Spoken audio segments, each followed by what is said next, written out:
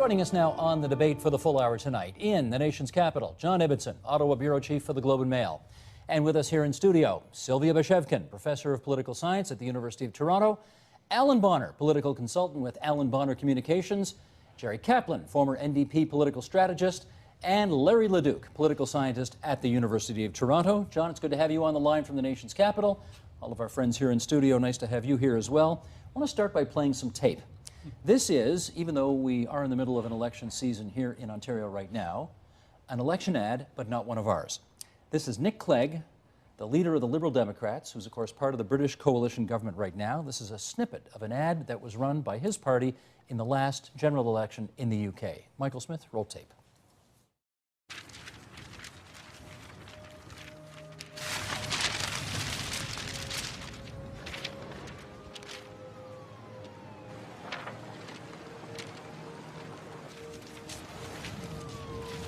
Broken promises. There have been too many in the last few years, too many in the last 30 years. In fact, our nation has been littered with them, a trail of broken promises. You remember them? Fairer taxes, a promise broken. Better schools for everyone, a promise broken. Cleaner politics, a promise broken. I believe it's time to do things differently. I believe it's time for fairness in Britain. I believe it's time for promises to be kept. Allan, you have worked for politicians in the past. You have probably written out sheets and sheets and sheets of promises that you want them or they want to make before the cameras. Why do they do it? Well, they have to differentiate themselves. And let's go to the Nick Clegg ad, which I think was about 3 minutes and 40 seconds long. Long. 2 concrete promises in all that time. One was class size of 20 people. The rest of it was gestures and volume and energy and walking and eye contact, which is a rather new thing in British politics. You know, it's within the past 30 or so years. So those were the promises in the fairness, keep the ball rolling, I'm going to be diligent and what have you. But reality check, guess what? In most of the Western world that I've seen studies in, 50 to 80% of all politicians' promises are kept to some degree. They at least make some effort to do it. So this cynicism, a pox on all of them, they're all liars, is not really fair. It's about as fair as the general criticism of journalists. You've run campaigns, Jerry. Does that 50 to 80% sound accurate to you? I was on the strategy end, so I never had to know anything about the policy issues. It was much easier for me. I'm glad Allan said something about cynicism because I fear that that's the inevitable trajectory of this conversation. But before we do, a party has to say something. A party has to communicate. It's been true for the 200-odd years that democracy has been in play. And if you look at American presidential elections and if you look at Canadian prime ministerial elections throughout last year, they've always promised something. Could be vague, like the old man, the old plan, and the old something or other, John A. Macdonald in 1891, or it could be specific. The NDP, CCF once ran on 5-star program of something or other. I can't remember what they were. When you begin your promises, you begin with what you believe, or you begin with aspirations. You begin with what you hope to do, and then you insist. The media insist that you know what you're talking about. And so something new happened in my lifetime where you started to cost programs. And I want to tell you that opposition has no capacity whatsoever to have any idea what their programs are going to cost. Why not? Because government is infinitely more complex than it seems when you're sitting in opposition. And I'll tell you, even the government strategists, when they're doing their election promises, dissociate themselves from the government, and they barely understand or care what things are going to cost. Allan, you wanted to follow up on something you heard earlier. Well, John is right. There's a huge difference between being the government and being the opposition, because if you're the government and make a promise, you say, well, why didn't you already do it? You've been around for 14 years or something, or 4 or 8 or something. It also is different if you're in the presidential system or the Westminster parliamentary system, because the president can blame Congress, the courts, and everybody. A prime minister can't say, well, the governor general wouldn't let me do it. And then you have different categories of promises. The keep the ball rolling promise I will persevere to endeavor to wrestle, as Trudeau said, I'm going to wrestle inflation to the ground. I mean, you can't measure these things, so by definition, they have fulfilled the promise. But the word cynicism has come up a couple of times here. I'm far more cynical about the electorate than I am about politicians. Say that again. You're more cynical about the electorate. Well, I have it written down if you like. I'm more cynical about the electorate's role than the politician's role. A promise is a contract, and there's even such a thing in law as breach of promise. So the politician says, I promise to do the following. The politician doesn't hear back from the electorate, yes, I do want that. I accept that contract. If I promise to take you for a drink out after the show, and at the end of the show you say, well, you forgot, Allan, I don't drink. I've quit drinking, or I don't drink, or never have drunk. Oh, okay, well then let's, just have a chat. If I say I'll take you for lunch next week and there's a transit strike and I can't, the wheels don't come off our relationship. But now, in a way, Jerry's right. The media are holding these politicians to a level of scrutiny that the average person doesn't have in his family life. The citizen who is ill-informed about the 200 average promises that a president makes, about the promises that were made in the last election, about what the politician's promise means this election, those are the people who are adding to the cynicism as well. Larry? Yeah, Steve, you said maybe we need to cut the politicians some slack, and I think my colleagues here are cutting them a little too much slack. I mean, it is true that things can change between the time that you campaign and the time that you take office, although in our system it's a fairly short interval between those two things. The political promise doesn't arrive hermetically sealed in a mayonnaise jar at the political science department, though.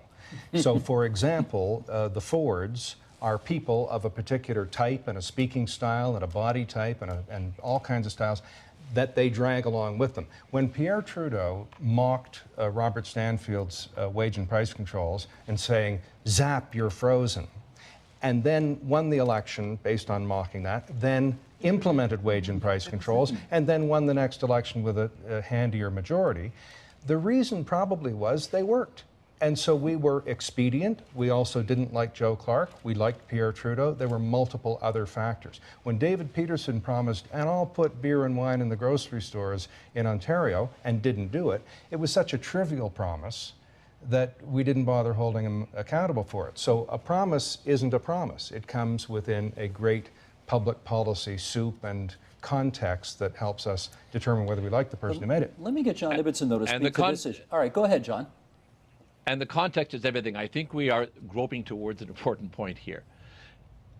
If you live in a consensual political culture, and by the way, Canada is one of the world's most consensual political cultures, people will accept that part of the give and take of politics is accommodating the other point of view. So a politician will get into power in a minority government or even in a majority government, and he will recognize, or she will recognize, that you can't simply run roughshod over the public will as expressed by the opposition parties and as expressed even by the media, that you have to work within a set of assumptions, a set of givens. Only when situations become deeply polarized and the consensus collapses do you start to have the kind of extravagant claims on the one side matched by another set of extravagant claims on the other side, neither set of which can ever be realized. We're seeing it happen in the United States. Barack Obama thought that he could work with a consensual Congress to get a small L liberal agenda passed. What he discovered was the Congress is in fact deeply polarized and virtually nothing can get done short of total warfare.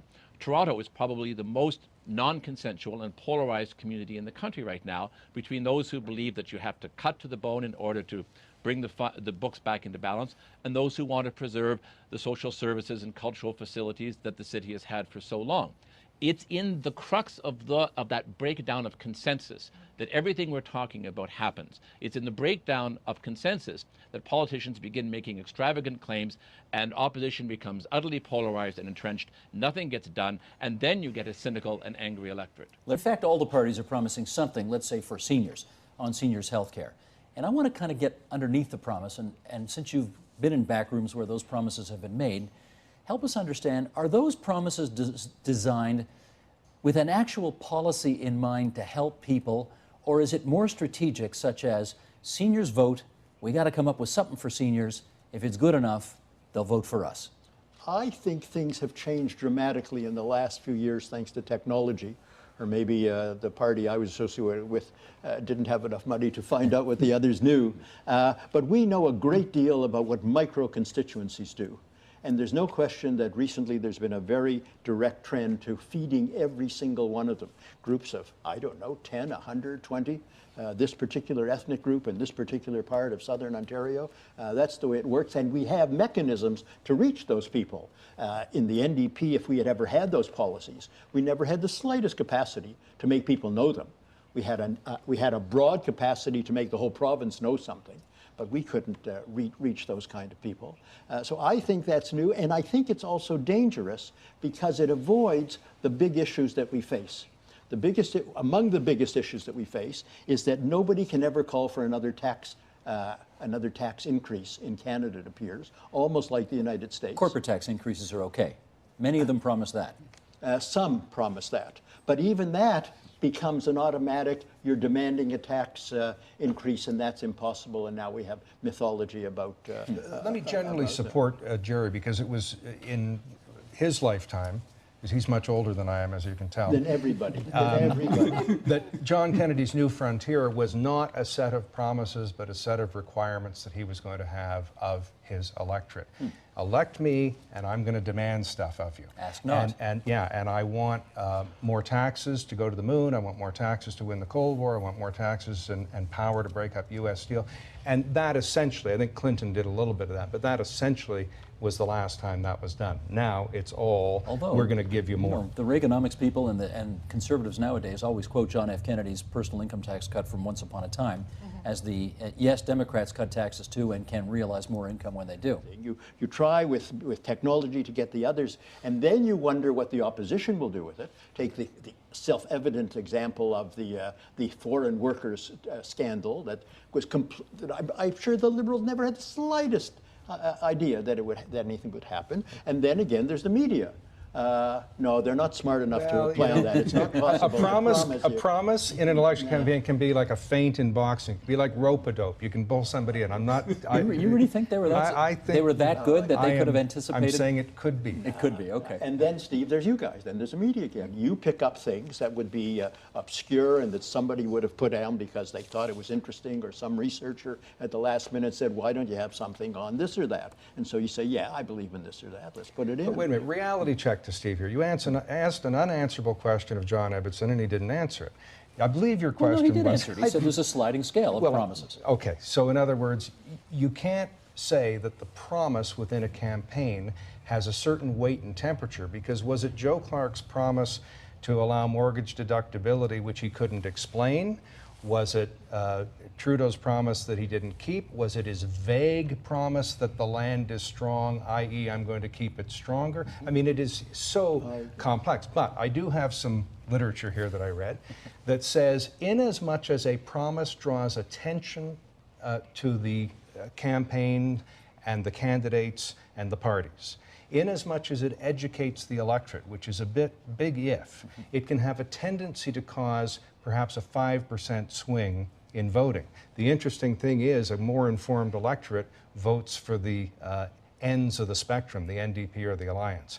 An ill-informed electorate votes for the middle, mushy, natural governing party. Dumb Liberals. Depoliticization, or Ontario Conservatives under Bill Davis, the depoliticization of the electorate, which Kennedy wanted as well. The New Frontier is not a Democratic or a Republican idea.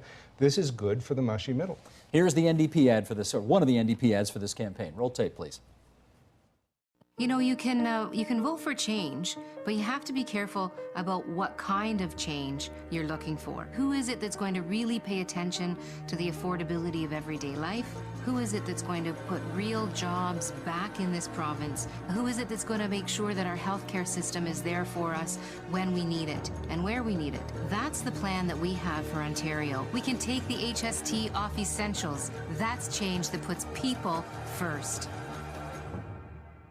Allan, what's the promise of that ad? Well, there's change and there's paying attention, and we knew she was going to pay attention because we had that shot of her ear. You know, this is a new feature of television production since you got into the business. I challenge your viewers to count the number of times we get a shot of your ear on this program. Yet that is the common denominator in ads these days. Also, no, I mean, it's just a ridiculous cutaway shot. Where and when, and I mean, it's as vacuous as the jobs, real jobs, not phony jobs, jobs through innovation, the future, horizons receding, instant forever, you know, it's nothing. Michael Smith, if you would, the Liberal ad. When the global recession threatened Ontario, we acted. We created a new tax plan to attract jobs. The plan's working. New investment is pouring in. Today, Ontario is the leading car maker in North America. This year, we created more jobs than the rest of Canada combined. In June, we created more jobs than the entire United States. Together, we've achieved so much. Now, Allan, this may have been done, Premier McGuinty, straight to camera, nothing in the background, because in the first ads they rolled out, it was a voiceover by the Premier. He wasn't in them at all, and people, I guess some people criticized the Liberals for hiding the Premier because they didn't. Anyway, he's not hiding in that ad, so what's the promise he's making there? Well, number one, someone's simple physical demeanor can be a promise. I am trustworthy, I am here, I'm on the case, and he has become a much better television performer in his tenure in public life.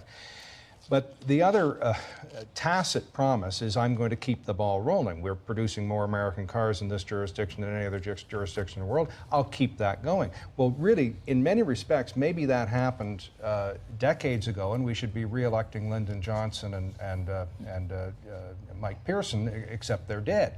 So he has only kept the ball rolling. He may have done nothing to do it. There may be fewer cars being produced here than there were when he took office. I don't know, but it is something tangible that people say, yeah, I want to keep that rolling. Since everybody around this table seems to agree we are living in economically challenging, if not perilous times, we have a $16 billion deficit this year. We are $250 billion in debt as a province. We have nobody talking in this campaign about any serious deficit or debt reduction policies at all. Allan, what would happen if somebody came out and said, I'm not going to make any promises because we can't afford them? What would happen? Well, it's really risky. I was going to add to what John said that not only are all the ads the same, but they're all the same because they've all been through a focus group. And the focus groups say, well, you know, 27% of the people don't like this, but 23% do like it, and with women and with men in north of the French River and so, and you end up with absolute mush. I don't want to be the one who advises any campaign to do it, but it might be actually refreshing to say, look, we've got some, as Gerald Ford said in his inaugural address, as your friend the peanut farmer, Jimmy Carter, said, we got some tough times ahead. I've got bad news for you, and the bad news isn't going to get good anytime soon. It doesn't have to be bad news. Larry, it can just be, we don't have any money, so I'm not making any promises. Yeah, can you do that? No, you can't, I think, for some of the reasons that Allan just mentioned and for a number of others as well. You know, we began this program with the Conservative campaign, or the British campaign, and the Conservatives and the Liberal Democrats in the last British election. And we only talked about the Liberal Democrats and their broken promises ad. But the Conservative campaign came very, very close to doing what you were suggesting might be done. They were a party that went into the campaign with a big lead. Most people thought they would win a majority. They said, basically, we're not making any promises, and things are going to be really, really tough. And elect us, and there are going to be big cuts. And they went straight down in the polls, and they ended up with a minority government, and then had to go into coalition with the Liberal Democrats. So telling the truth, there's no marks for telling the truth in public life. They didn't get good marks for what was essentially a bad news campaign. But we had a brief experiment. I believe it was the 1993 federal campaign when a concern about unemployment was put before Prime Minister Kim Campbell. Yeah. And she said, as a former political science professor, I believe, that an election campaign is a difficult time to speak about the details of things like unemployment. She said this is no time to talk about serious issues. Which I always And she wasn't a former political And science she also professor. said, she also said unemployment was going to remain high for many years. And I was just going to say, she went on to tell the truth. And we all know about the results of that campaign. Yeah, 20 seconds The left, Allan. governor of Indiana has cut a lot of government spending, remained popular. He's not going to run for president. And he just said there's all kinds of government you don't miss. And I'm a big fan of public administration, a big fan of what government can do, but you can campaign on efficiency and effectiveness. But Mitch Daniels can't win that nomination, which is why he's not running. Well, it's probably because of his home life, though. Yeah, he wants to be home. That's right. They took a vote in the House. He also doesn't want to talk about his home life. Because that's a different show. But that's the a really bottom line interesting is- story. Go, John, 10 seconds. The bottom line is there is no consensus right now in Ontario for serious sacrifice to eliminate the deficit. There will be a consensus for that, but that happens in between election campaigns, not during election campaigns. Okay, John Ibbitson, you get the last word. Keep doing good work for the Globe and Mail and get them to answer questions about why no one's talking debts and deficits, okay? That's for another actually, we're going to do that program later this week. Thank you very much. Also here in studio, Sylvia Bashevkin from the University of Toronto, Allan Bonner, the political consultant, Jerry Kaplan, the former NDP strategist, and Larry Leduc, the political scientist at U of T. Thanks so much, everybody, for your participation tonight.